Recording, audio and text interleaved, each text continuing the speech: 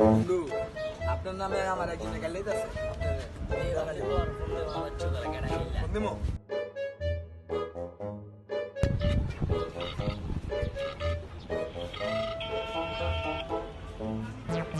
Hello, আসসালামু আলাইকুম।